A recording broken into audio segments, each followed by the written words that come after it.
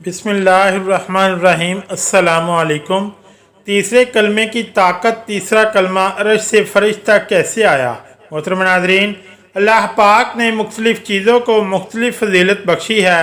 जैसे रात सारी बराबर नहीं, रात का आखिरी हिस्सा बाकी रात पर फजीलत के एतबार से ज़्यादा बरकत वाला है।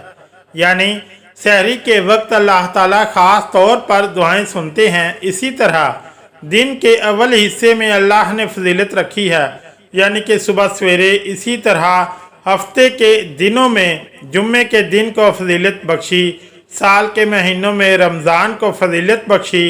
इसी तरह जगहों के एतबार से अल्लाह ताला ने मक्का मुकरमा को ख़ास तौर पर चुन लिया। इसी तरह पैगंबरों पर भेजी किताबों पर बाद किताबों को फजीलत बख्शी। इसी तरह अल्लाह ने बाज़ अमाल पर बाज़ अमाल को फजीलत बख्शी। इसी तरह कुरान मजीद की बाज़ आयात को बाज़ आयात पर फजीलत बख्शी। कुरान करीम अल्लाह पाक का कलाम है, लेकिन बाज़ हिस्सा दूसरे हिस्से से ज़्यादा बरकत वाला है। इसी तरह 6 कलमों में से तीसरा कलमा बड़ी फजीलत वाला है, बड़ी बरकत वाला है। तीसरे कलमे की फजीलत बाकी 6 कलमों से ज़्यादा क्यों है, इस हकीकत को जानने के लिए वीडियो को आखिर तक ज़रूर देखिएगा। तीसरा कलमा तमजीद। तमजीद मानी बुजुर्गी। मोहतरम नाज़रीन, पहले आप तीसरा कलमा और इसका तर्जमा सुन लें, फिर आपको इस वीडियो में बताएंगे कि तीसरा कलमा अरश से फरिश तक कैसे आया और तीसरा कलमे की पावर यानी ताकत, फजीलत, बरकत और अजमत बाकी 6 कलमों से ज़्यादा क्यों है। चलिए एक बार तीसरा कलमा तमजीद पढ़ लेते हैं, सीख लेते हैं। सुबहान अल्लाह वल्हम्दुलिल्लाह वला इलाहा इल्लल्लाहु वल्लाहु अकबर वला हौला वला कुव्वता इल्ला बिल्लाहिल अलिय्यिल अज़ीम। अल्लाह पाक है और सब तारीफ़ अल्लाह ही के लिए है और अल्लाह के सिवा कोई माबूद नहीं, और अल्लाह सबसे बड़ा है। गुनाहों से बचने की ताकत, नेकी करने की तौफीक अल्लाह ही की तरफ से है, जो सबसे बुलंद अजमत वाला है। सुबहान अल्लाह। मोहतरम नाज़रीन, बुजुर्गान दीन फरमाते हैं कि ज़हनी, नफ्सियाती और माशरती मसाइल का शिकार हर इंसान को अल्लाह ताला के करीब लाओ, तौबा इस्तग़फ़ार की तरफ रागिब करो। इस सिलसिले में इस्तग़फ़ार की कसरत और तीसरे कलमे का विर्द अक्सर साबित हुआ है। तीसरा कलमा क्या है, इसकी बरकत मुलाहिज़ा फरमाइए। तीसरा कलमा औराद और वज़ाइफ का मजमुआ है। नंबर 1 सुबहान अल्लाह, नंबर 2 अल्हम्दुलिल्लाह, नंबर 3 अल्लाहु अकबर। ये तीनों वो कलिमात हैं जिनको तस्बीह फातिमा भी कहा जाता है। रसूलुल्लाह सल्लल्लाहु अलैहि वसल्लम के जिगर का टुकड़ा सईदा फातिमा ज़ोहरा रज़ियल्लाहु ताला अन्हा से मंसूब है। फिर रसूलुल्लाह सल्लल्लाहु अलैहि वसल्लम ने जब यह वजीफ़ा सईदा फातिमा ज़ोहरा रज़ियल्लाहु ताला अन्हा को अता फरमाया, तो इस वक्त ये करम भी फरमाया, इसके बदले में अल्लाह ताला 100 गुलामों को आज़ाद करने का सवाब अता फरमाएगा। सुबहान अल्लाह। याद रहे कि यही कलिमात हर नमाज के बाद बिलतरतीब 33 मरतबा पढ़े जाते हैं। नंबर 4 इसी तरह तीसरा कलमे में कलमा तैयबा का जुज़ भी शामिल है, ला इलाहा इल्लल्लाह। नंबर 5 फिर आखिर में होने पर और हर तकदीर पर कादिर होने का एतराफ़ व इकरार भी इसमें मौजूद है। उलमा कराम और मुफस्सिरीन ने तीसरे कलमे का जिक्र करते हुए लिखा है कि हज़रत इब्न अब्बास रज़ी अल्लाह ताला अन्हु फरमाते हैं कि अल्लाह ताला ने अर्श बनाया और फरिश्तों को इसे उठाने का हुक्म दिया, तो फरिश्तों को अर्श बहुत वज़नी महसूस हुआ। इस वक्त फरिश्तों को सुबहान अल्लाह पढ़ने का कहा गया। चुनाचे जब फरिश्तों ने सुबहान अल्लाह का विर्द शुरू किया, तो इसको पढ़ते ही अर्श उठना आसान हो गया। फरिश्ते बराबर इस कलमे को पढ़ते रहे जहाँ तक हज़रत आदम अलैहिस्सलाम वजूद में आए और इनको छींक आई, तो हज़रत आदम अलैहिस्सलाम को अल्हम्दुलिल्लाह पढ़ने का हुक्म दिया।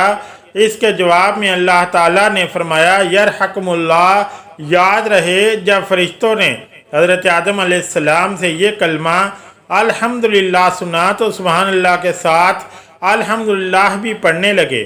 फिर हज़रत नूह अलैहिस्सलाम का ज़माना आया। تو بت پرستی کے خلاف اللہ تعالیٰ نے حضرت نوح علیہ السلام کو حکم دیا کہ قوم کو لا الہ الا اللہ کی تلقین کرے۔ فرشتوں نے جب حضرت نوح علیہ السلام سے لا الہ الا اللہ سنا تو اس کو بھی ملا کر پڑھنا شروع کر دیا۔ یاد رہے اب فرشتوں کے پاس 3 کلمات تھے، سبحان اللہ والحمدللہ ولا الہ الا اللہ۔ فرشتے ان کلمات کی تسبیح کرتے رہے، وقت گزرتا گیا۔ جب حضرت ابراہیم علیہ السلام کا زمانہ آیا، حضرت ابراہیم علیہ السلام کو حضرت اسماعیل علیہ السلام کی قربانی کا حکم ملا، تعمیل کرنے لگے تو جنت سے جبرائیل علیہ السلام دمبا لے کر آئے، اسماعیل علیہ السلام کی جگہ اس کو قربان کر دو۔ حضرت ابراہیم علیہ السلام کی زبان سے خوشی سے نکلا اللہ اکبر۔ جب فرشتوں نے حضرت ابراہیم علیہ السلام سے اللہ اکبر سنا، اس کو بھی ملا لیا اور یوں پڑھنے لگے سبحان اللہ والحمدللہ ولا الہ الا اللہ واللہ اکبر۔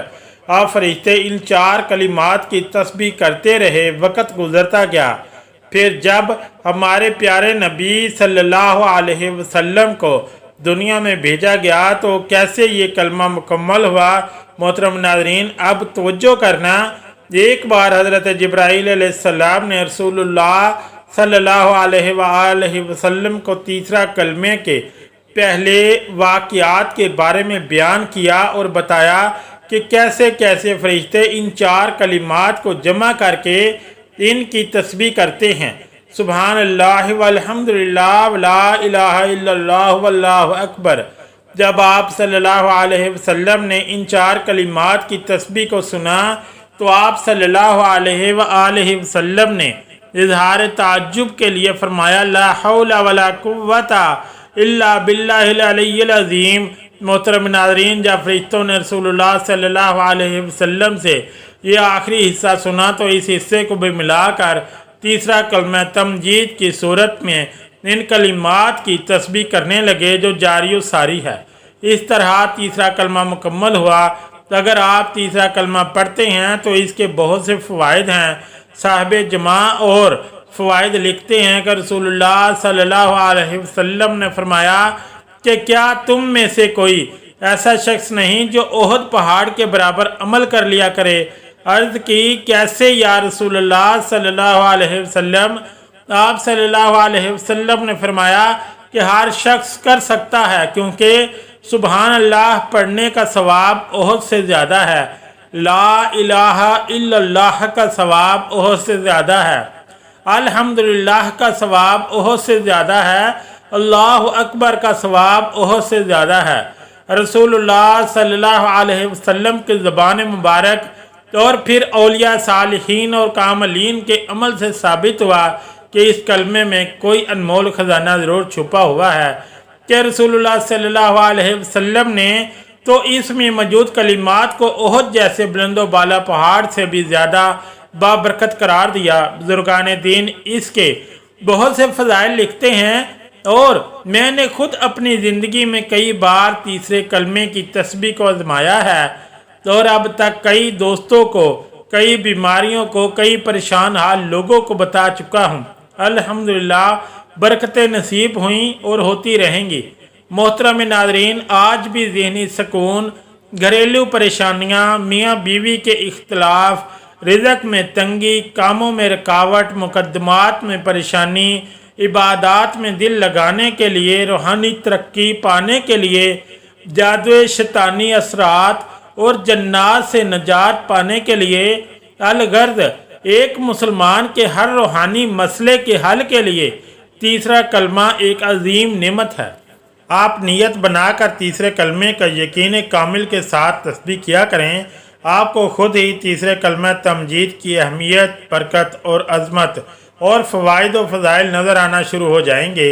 ایک چھوٹا سا وظیفہ پیش خدمت ہے، اگر کوئی مشکل کام درپیش ہو یا سخت طریقہ وقت ہو یا کوئی مہم درپیش ہو یا حاسدین سے حفاظت کی ضرورت ہو تو بعد نماز عشاء 111 بار تیسرا کلمہ یا حی یا قیوم برحمتک کے ساتھ ملا کر پڑھے، انشاءاللہ رحمت کا نزول ہوگا۔